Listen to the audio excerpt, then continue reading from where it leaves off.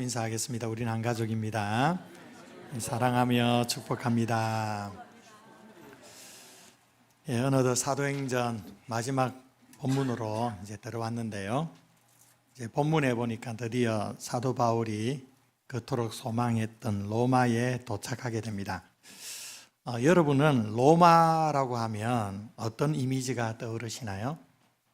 저는 잠시 생각하면서 오래전에 보았던 여러분들도 잘 아시는 영화 로마의 휴일이 생각이 났습니다. 흑백 영화하고 아주 인기스타 오드리 헵번이 나온 영화죠.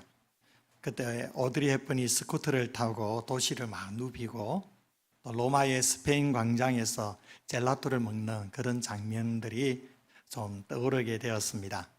이 로마라는 도시는 과거에도 그러고 지금도 그러고 참 매력 있는 도시고 사람들이 일생에서 꼭 한 번쯤은 가보고 싶은 곳이 로마이죠. 저도 그렇습니다. 기회가 되면 꼭 로마에 가고 싶고 또 바티칸궁이나 콜로세움이나 이런 데서 또 사진도 찍어보고 싶은 그런 마음의 소망이 있습니다. 로마는 정말로 참 매력적인 도시인데 과거에는 성경시대 당시에는 더 그랬죠. 로마는 고대 세계의 정치와 경제와 문화의 중심지였고요. 이 지중해 세계를 지배했던 제국의 심장부가 바로 이 로마였습니다.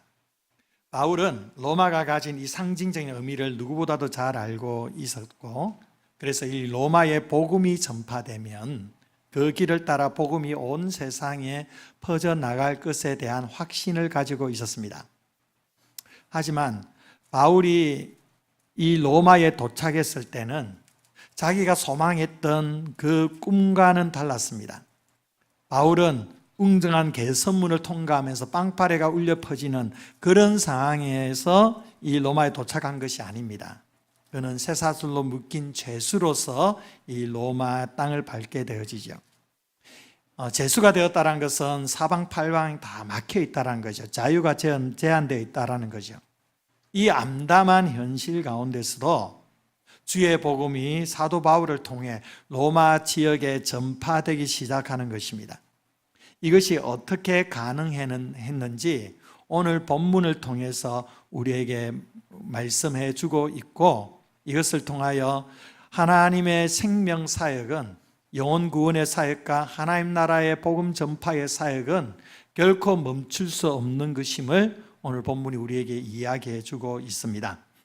이제 사도 바울이 정말로 고생 끝에 드디어 로마에 도착을 하게 되었는데, 이 로마는 바울이 개인적으로 혼자 원해서 온 것이 아닙니다. 하나님께서 로마에 가서 복음을 전해야 된다라고 몇 번씩 계시해 주었습니다. 하나님의 그 비전이, 하나님의 꿈이 그 바울의 가슴에 심겨졌고 그 꿈이 사도 바울의 가슴에 불을 붙였던 것입니다. 그럼 왜 하나님께서 바울을 로마로 보내기를 원하셨을까요? 바울은 또한 왜 그토록 로마로 가고 싶어 했을까요? 그것은 다름 아니라 로마가 당시 전 세계의 수도였기 때문입니다.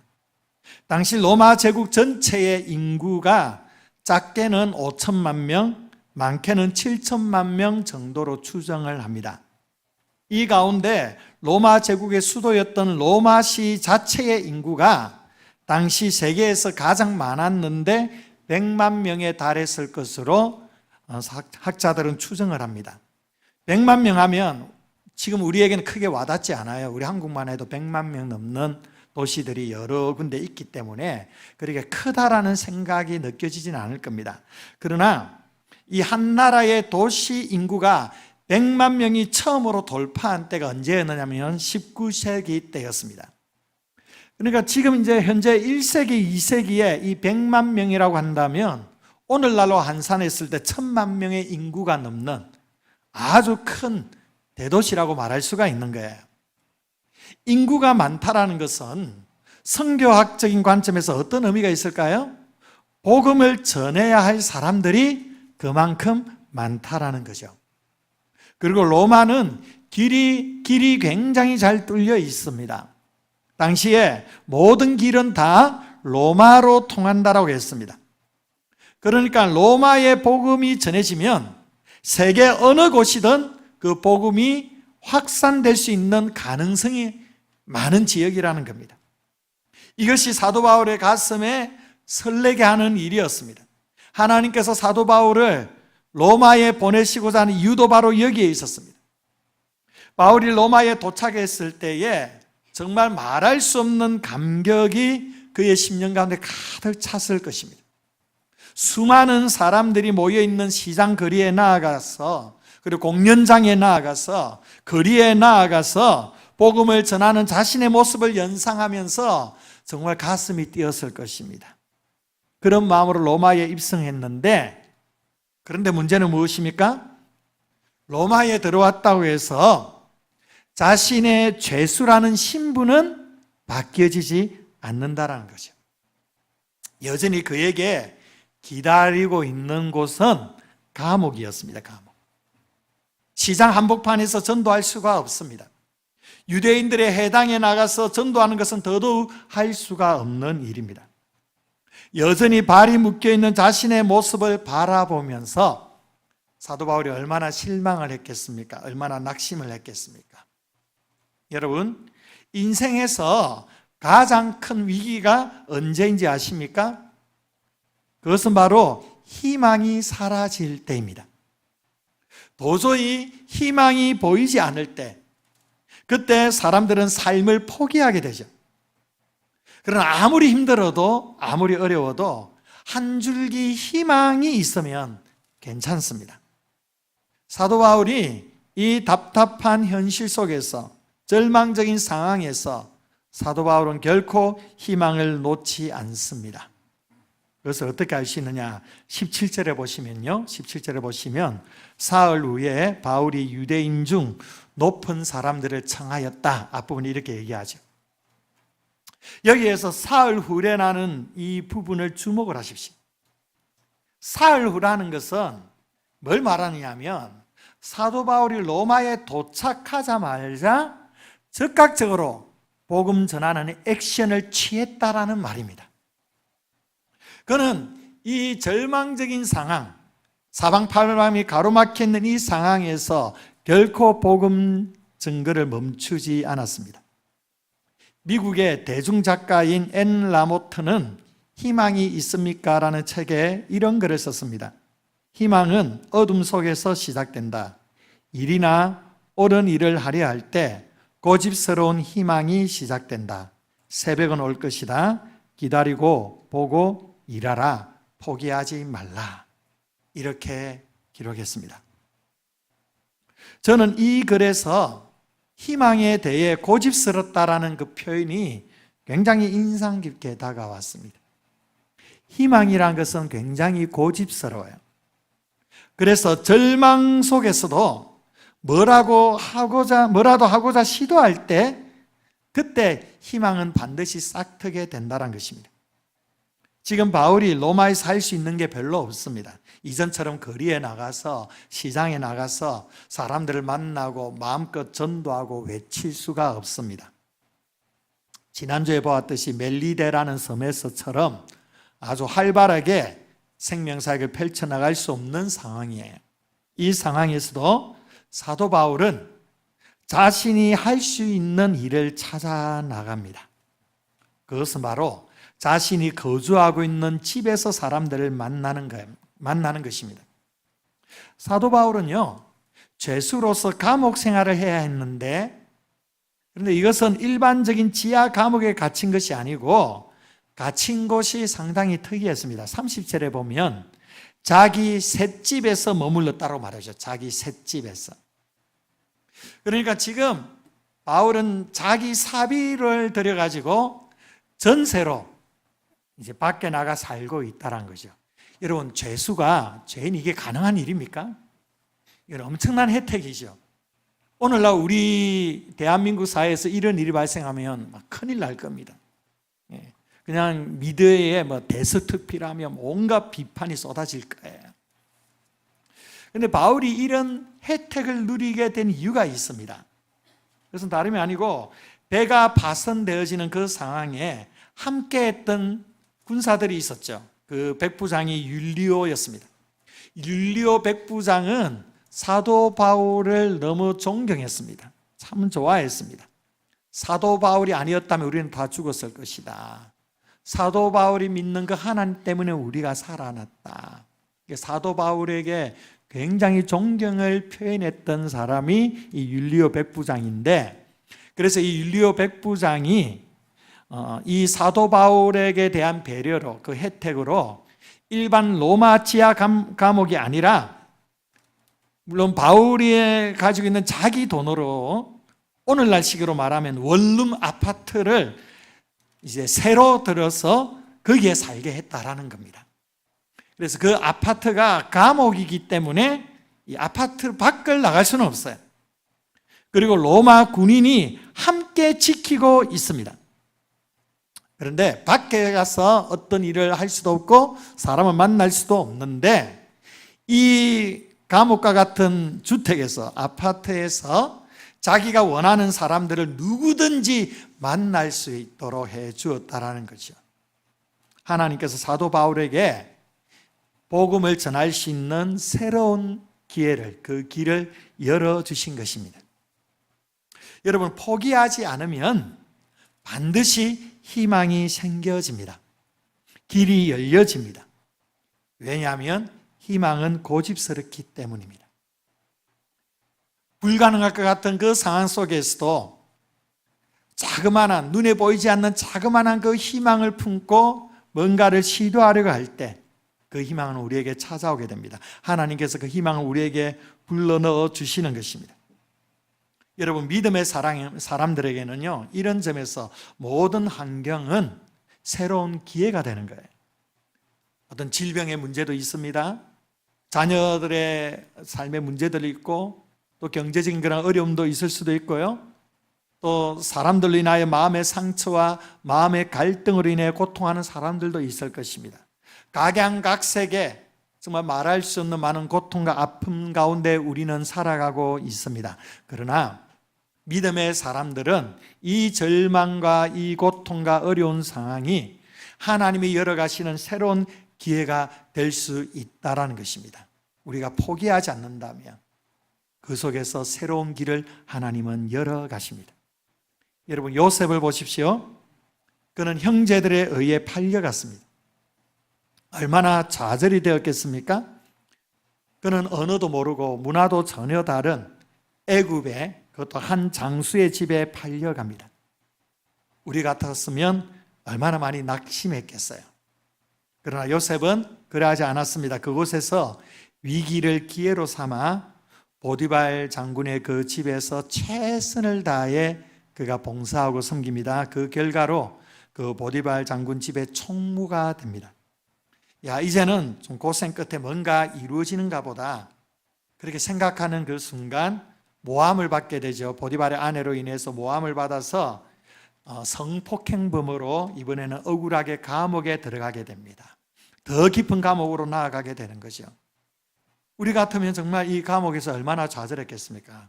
얼마나 원망했겠습니까? 하나님, 내가 이 고생을 하면서 겨우 보디발 집의 총무가 되었는데 이 감옥이 웬 말입니까? 너무 억울합니다. 내가 짓지도 않는 죄 때문에, 내가 아무것도 하지 않았는데 하나님 앞에 죄를 범하지 않기 위해 내 몸부림치면서 그렇게 했는데 어떻게 이런 억울한 일을 당하게 할 수가 있습니까? 얼마든지 우리가 이렇게 하나님 앞에 불평하고 원망할 수 있지 않겠습니까? 그럼에도 불구하고 요셉은 그 감옥 속에서도 허송세월하지 않습니다. 그곳에서 기회를 다시 재창출해 나갑니다. 그 과정 속에서 하나님께서 요셉을 형통하게 하시는 거예요. 그 감옥은 특별한 감옥이었습니다. 일반 죄수를 가두는 감옥이 아니고 애굽 왕궁의 신하들을 가두는 감옥이었고, 여기에서도 요셉은 정말로 열심히 그가 살아가면서 그 감옥의 총무가 됩니다. 만약에 요셉이 감옥 생활을 하지 않았다면, 그리고 그 감옥에서 애굽 왕궁에 있는 대신들을 다루는 그 총무 역할을 해보지 않았다면, 그는 총리 역할을 맡았다 해도 그 임무를 훌륭하게 수행할 수 없었을 것입니다. 이 감옥 속에서 이 왕궁의 대신들을 통하여 정치적인, 외교적인, 경제적인 그런 감각들을 익혀나가게 된 것입니다. 여러분, 그렇습니다. 하나님께는 실패가 없습니다. 우리 그리스도인들은 실패한다 할지라도 하나님은 결코 실패하지 않습니다. 우리 사람들은 환경에 제한받을 수 있습니다. 그러나 하나님의 역사는 환경에 제한받지 않습니다. 요셉은 그것을 믿었던 것입니다. 선하신 하나님, 나를 가장 좋은 길로 인도하시는 하나님. 그래서 그는 인생의 위기가 올 때마다 그곳에서 허송세월하면서 불평하고 좌절하는 것이 아니고, 자기의 인생을 소비하는 것이 아니고 오히려 그 위기를 기회로 삼았던 것입니다. 그 상황에서 요셉은 최선을 다해 믿음으로 살았을 때 그의 삶이 역전 인생이 되었던 것이죠. 바울도 그랬습니다. 이 당시의 사료에 보면 바울이 자택에서 사람들을 만날 수 있는 시간은 아침 9시에서 오후 5시까지로 제한되어 있었다고 합니다. 그래서 그 아침 9시에서 오후 5시까지 이 낮에는 만나는 사람들에게 전도를 했습니다. 그러면 5시 이후에는 무엇을 했겠습니까? 그때는 편지를 씁니다. 에베소 교회를 향해서, 빌립보 교회를 향해서, 골로새 교회를 향해서, 그리고 자기의 사랑하는 아들과 같은 제자 디모데에게, 그리고 자기의 동력자 빌레몬에게 편지를 정성스럽게 적어 나갑니다. 그것을 통하여 그 교회가 그 사람이 가진 그 문제에 대해 성경적으로 답을 해주게 됩니다. 이 편지가 오늘날의 옥중서신으로 지금도 우리에게 읽혀지고 있고, 이 말씀을 통해 우리는 복음의 진수를 깊이 깨닫게 되지 않았습니까? 사도 바울은 이렇게 낮과 밤 쉴 새 없이 같이 있는 그 자리에서 최선을 다해 주의 복음 사명을 감당했던 것입니다. 1660년에 존 버니언이라는 사람은 청교도 신학자입니다. 그 당시에 영국은요, 영국 정부의 허가가 없이는 설교를 할 수가 없습니다. 그 허가해 주는 교단은 영국 국교회, 지금으로서는 성공회를 말합니다. 그 국교에 속해 있는 목사들에게만 복음을 전할 수 있는, 설교를 전할 수 있는 권한을 주었고, 오늘날 우리 장로교 같은 개혁주의 이런 교단에, 그런 교파 사람들에게는 설교할 기회를 제공하지 않았습니다. 그런데 존 버니언은 그런 가운데서도 부지런히 사람들에게 설교하고 가르치며 복음 사명을 감당했습니다. 그래서 그러한 제목으로 체포되게 되죠. 설교를 하지 않겠다는 약속을 하면 풀려날 수가 있었는데 그는 그렇게 하지 않았고 1672년까지 무려 12년 동안 감옥에 갇혀 지내게 됩니다. 그가 이 감옥에서 참 많은 책들을 기록하고 설교집을 기록하게 되는데, 그때 기록한 책이 바로 성경 다음으로 많이 읽혀지고 있는, 지금까지 읽혀지고 있는 책 철로 역정입니다. 이 철로 역정이라는 책이 기독교 역사에 미치는 영향력은 엄청난 것이죠. 여러분, 감옥의 위기, 그 밤의 위기 속에 이런 하나님의 역사가 새롭게 창출되는 것입니다. 그렇기 때문에 우리의 인생의 고통은, 그 위기와 그 아픔의 그 순간순간들은 우리 그리스도인들에게는 새로운 기회가 될 수가 있는 것입니다. 우리 인생에 다가오는 모든 환경은 하나님이 우리에게 주시는 새로운 기회라는 것입니다. 그 기회를 포착하고 절망 속에서 주어진 일들을 시도해 나갈 때 우리는 그 위기를 뚫고 새 창조의 역사를 이루어 가게 될 줄 믿습니다. 사도 바울이 바로 이러했다라는 거예요. 더 구체적으로 살펴보면 사도 바울이 이 자택에서 본격적인 사역을 전개하게 되는데, 그 사역의 대상이 놀랍게도 유대인들이었습니다. 17절에 로마 도착 사흘 후에 17절 말씀해 보니까 유대인 중 높은 사람들, 아마도 해당장들을 말할 것입니다. 이들을 청하여 모이게 했습니다. 당시 로마에 약 6만 명의 유대인이 있었으니까 해당장들도 적지 않게 모였을 것입니다. 그래서 제수였던 바울은 이 17절 18절 보니까 먼저 자기 변호를 하죠. 나는 이스라엘 사람으로서 우리 조상의 관습을 배척한 일이 없다. 너희들이 생각하고 있는 것처럼 나는 그런 사람이 아니다. 그리고 예루살렘에서 억울하게 내가 죄수가 됐는데 로마 법정도 신문 끝에 나의 무고를 인정하고 석방해 주려고 했다. 그럼에도 불구하고 유대인들이 나의 석방을 반대하기 때문에 어쩔 수 없이 내가 가이사에게 상소했고, 그래서 내가 여기에 왔다라는 걸 설명을 해주죠. 그러면서 바울은 그들에게 자신이 이곳에 온 이유는 자기 민족을 고발하기 위한 것이 아니고, 가이사 왕자에게 유대인들을 고발하려고 한 것이 아니고 이스라엘의 소망 때문이라고 말합니다. 이스라엘의 소망. 이스라엘의 소망이 무엇입니까? 이스라엘의 소망은 바로 예수 그리스도를 말합니다. 여호와 하나님께서 조상들에게 약속하신 그 메시아, 기름 부음 받은 자 그리스도를 통해 이스라엘 민족과 이방을 구원하시고 영원히 견고한 나라로 세우실 것이라는 이 복음 메시지, 바로 이것이 이스라엘의 소망이라는 겁니다. 놀랍게도 회당장들은 바울의 사상이 어떠한지 듣기 원했다라는 거예요.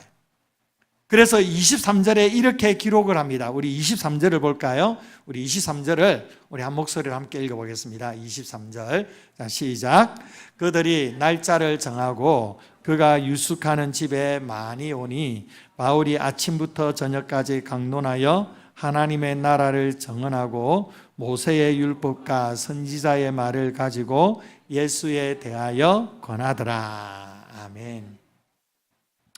사도 바울의 얘기를 들으면서 이들이 호기심이 생겼던 거예요. 이전까지 들었던 소문과는 좀 다르고, 그리고 한번 정말 들을 만한 부분이 아닌가 생각이 들었던 거죠. 그래서 사도 바울이 먼저 말을 끄는 것이 아니라 이들이 먼저 자원해서 날짜를 정합니다. 그리고 바울이 유숙하는 집에 모여서 말씀을 듣겠다라고 바울에게 요청을 하고 있습니다.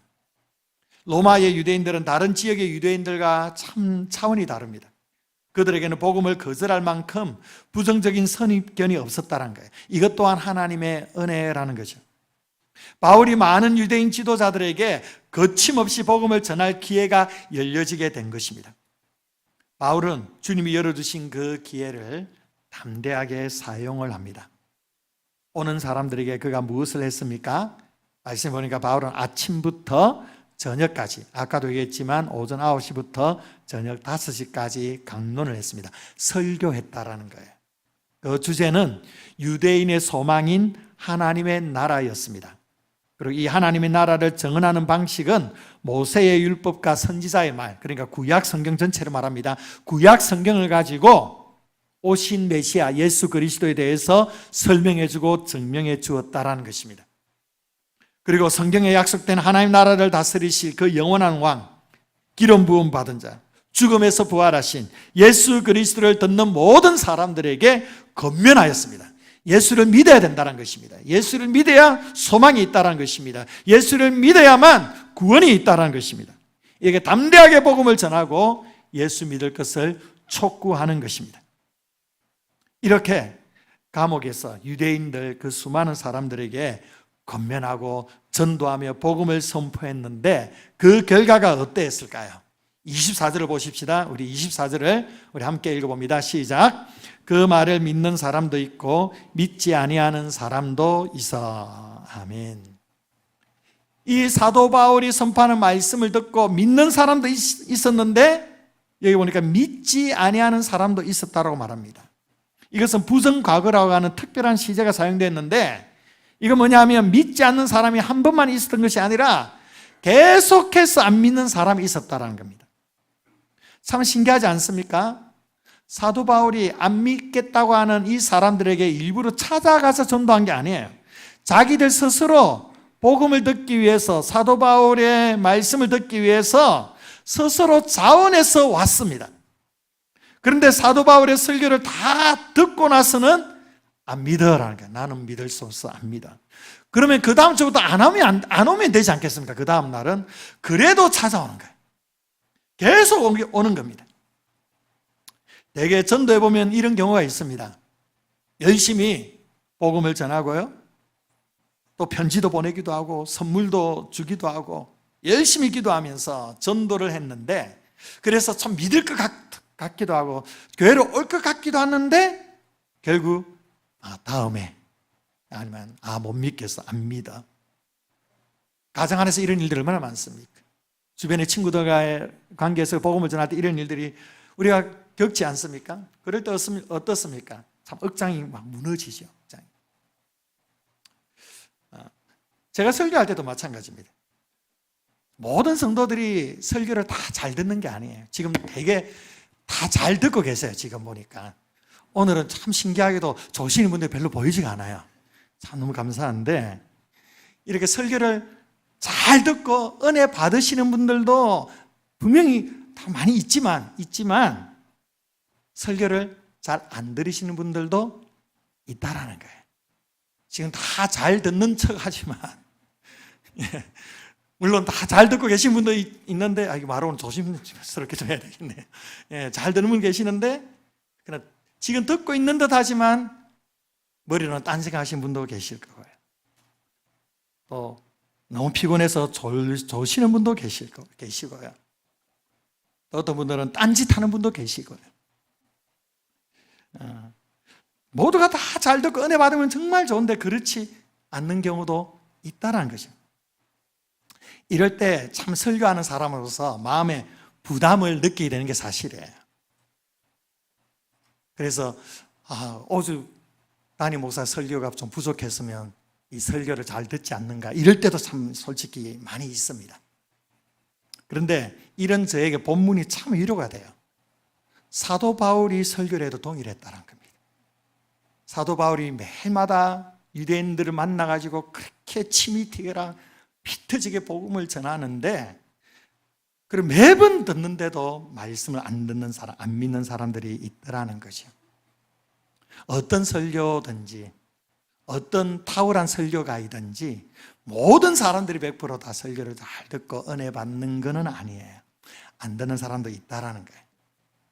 그런데 바울이 어떻게 합니까? 중요한 거 바울이 그런데 어떻게 하죠? 30절에 보시면요. 바울이 온 이태를 자기 셋집에 머물면서 자기에게 오는 사람을 다 영접했다라고 기록하죠. 여기서 이태라는 것은 2년을 말합니다. 2년 동안 믿든 믿지 않든 사도 바울은 다 영접해 주었습니다. 믿지 않아도 그 사람에게 최선을 다해 복음을 전했습니다. 31절에도 보면 하나님 나라를 전파하며 주 예수 그리스도에 관한 모든 것을 담대하게 거침없이 가르치더라. 안 들어도 안 믿어도 거침없이 담대하게 찾아오는 사람들 그냥 보내지 않고 담대하게 복음을 전했다라는 겁니다. 이것이 바로 복음 증거자의 자세라는 거예요. 마태복음 13장에 씨 뿌리는 비유가 나오죠. 씨를 뿌리는데 덜어는 길가에, 덜어는 돌짝밭에, 덜어는 가시밭에, 덜어는 옥토에 뿌리게 되는데 그런데 옥토에 뿌린 씨는 30배, 60배, 100배가 자라나게 되고요. 다른 밭에 뿌려진 씨는 자라지가 않습니다. 이 말씀은 뭘 말합니까? 옥토만 찾아서 복음의 씨를 뿌리라는 겁니까? 아닙니다. 어떤 밭이든 그 밭이 돌짝밭이든 가시밭이든 어떤 밭이든지 상관없이 복음의 씨를 뿌리라는 것입니다. 우리에게는 밭을 선택할 권리가 없다라는 것입니다. 어떤 사람이 있는지 간에 복음을 전하라는 것입니다. 이러한 가운데서 옥토처럼 준비된 그 심령은 반드시 복음의 열매를 맺게 될 것이고 그 돌짝밭과 가시밭과 그런 길가밭에 있는 같은 그 심령들은 계속 전해지는 복음을 통하여 그 거친 밭이 경작이 될 것이라는 것입니다. 이러한 복음을 위한 수고를 통해서 복음의 열매가 맺어지게 된다는 것입니다. 그래서 사도 바울은 듣든 듣지 않았든 포기하지 않고 그 2년이라는 시간 동안 자기에게 찾아오는 사람에게 담대하게 복음을 전하였습니다.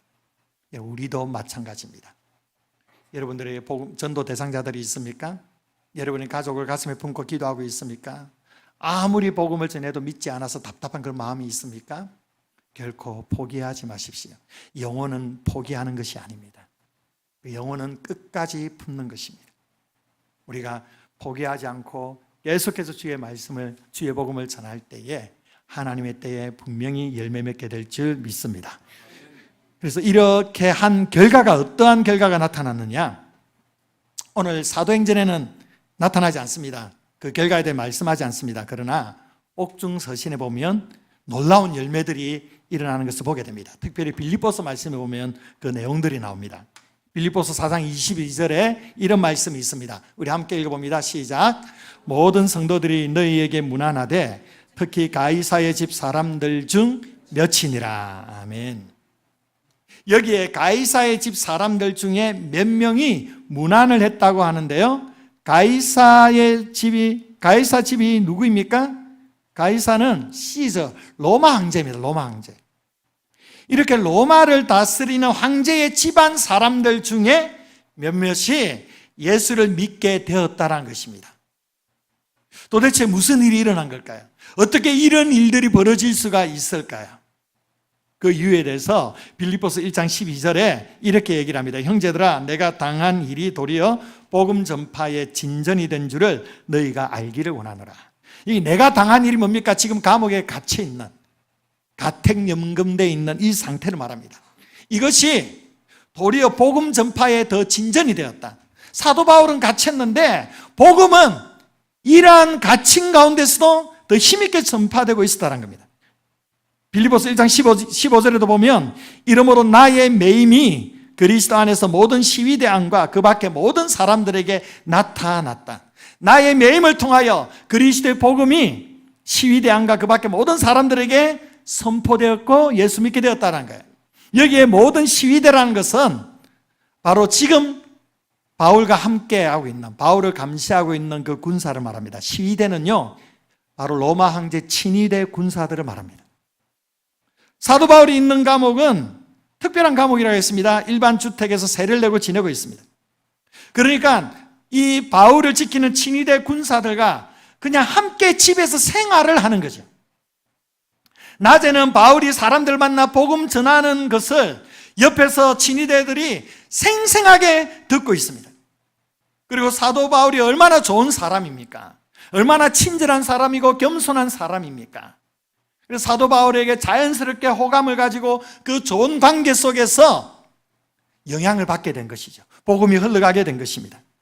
그래서 자연스레 주의 복음이 이들의 마음 가운데 심겨지게 되었고 예수님을 믿게 되는 놀라운 역사가 있게 된 것입니다. 이것이 가이사의 집 사람들에게까지 복음이 흘러가게 되었다는 것입니다.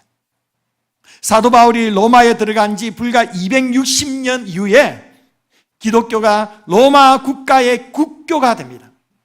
260년간 약 3세기 동안 네로 황제를 비롯하여 10대 황제들이 기독교를 극심하게 박해하였습니다. 예수를 믿는 사람들을 다 죽였습니다.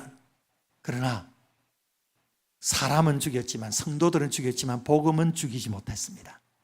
그래서 260년이 지나지 않아 로마에 기독교가 공인되고 기독교가 국교가 된 것입니다. 어떻게 이 일이 가능했느냐? 사도 바울이 이 가이사 집안의 사람들을 복음으로 변화시켰기 때문에 이 일이 가능했다는 거예요. 바울이 감옥에 갇히지 않았다면, 사도 바울이 자유의 몸이 되어서 로마 시장에 나가 복음을 전했다면 아마 한 달도 살지 못하고 순교했을 것입니다. 왜 그렇습니까? 그를 죽이기 전에는 먹지도 마시지도 않겠다라는 유대 청년 40명의 결사대들이 바울이 가는 곳마다 따라다녔거든요. 바울에게 있어서 이 로마 지역의 가장 안전한 곳은 자기가 세를 들고 살고 있는 이 집, 이 감옥이었습니다. 이렇게 가장 안전한 곳에서 가능한 시간에, 가능한 장소에서, 가능한 방법을 통하여 사도 바울은 복음을 전파하였고 이것을 통하여 로마를 완벽하게 복음화시킬 수 있는 기초를 놓았던 것입니다. 여러분, 사람은 가둘 수 있지만 복음은 결코 가둘 수가 없는 것입니다. 로마에서의 바울의 삶은 이 가택연금이라는 극히 제한된 환경이지만 그곳에서도 복음은 활발하게 활동하고 있고 복음은 힘있게 전파되었던 것입니다. 여러분, 하나님 나라의 복음은 어떠한 방해에도 멈추게 할 수가 없는 것입니다.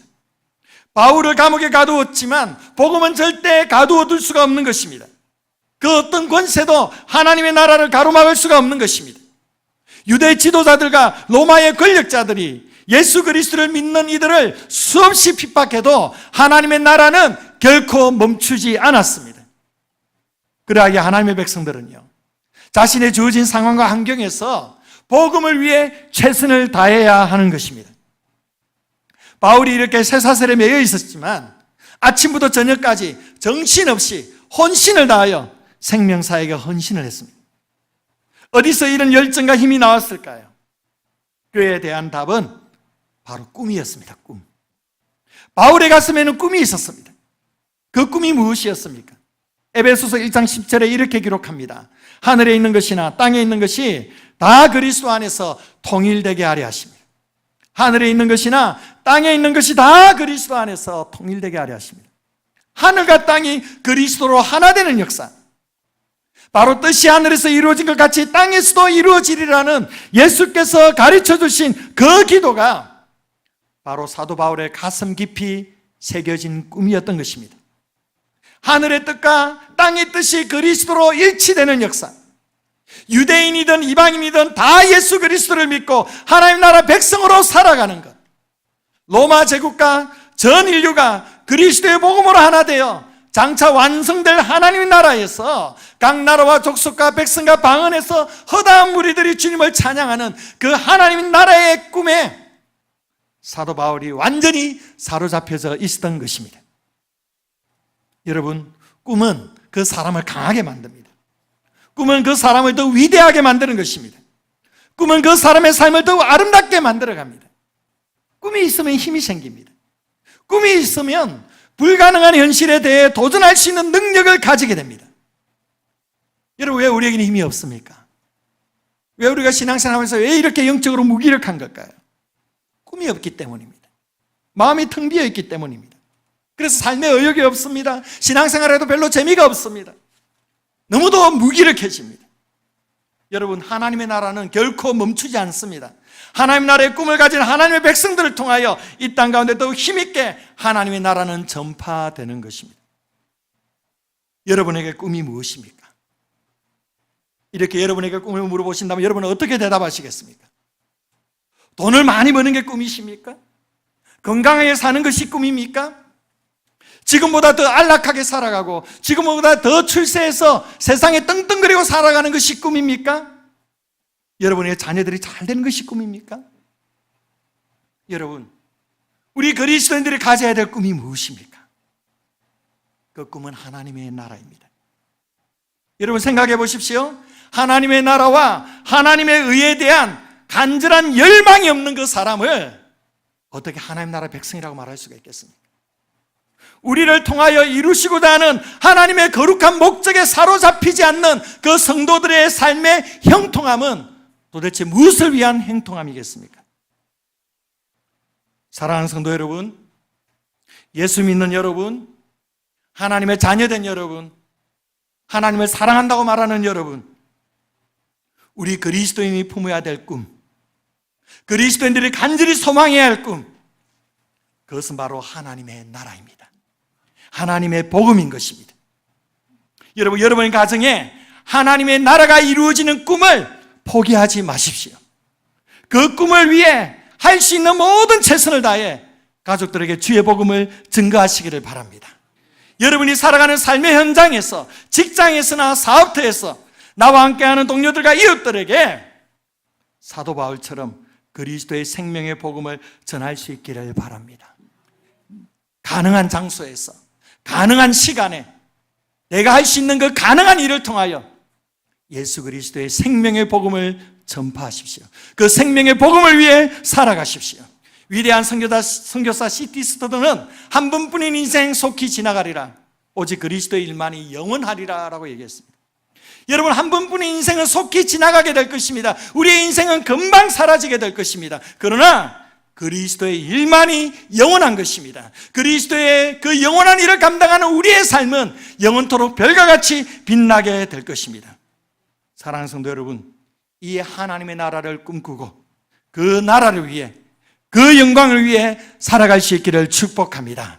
이렇게 복음을 위해 살아가는 여러분들에게 예수님께서 세상 끝날까지 저와 여러분, 우리와 함께하여 주시리라 믿습니다. 이 믿음을 가지고 여러분이 서 있는 자리에 주의 복음을 위하여, 주의 나라를 위하여 담대히 주의 생명의 복음을 전하며 살아가시는 귀한 성도님들 되시기를 주의 이름으로 축원드립니다. 기도하겠습니다. 좋으신 아버지 하나님 감사합니다. 오늘 우리에게 말씀하여 주셔서 사도 바울의 그 복음의 열정으로 가치 있는 상황에서 주의 복음을 전하는 이 모습이 우리의 모습이 되기를 원합니다. 하나님 나라의 꿈과 비전을 가슴에 품고 가능한 시간에 가능한 장소에서 내가 할 수 있는 가능한 일을 통하여 예수 그리스도의 생명의 복음을 전파하면서 하나님의 나라와 그 영광을 이루어갈 수 있는 귀한 믿음의 성도들 되게 하여 주시옵소서. 감사드리며 사랑 많으신 예수님 이름으로 기도합니다.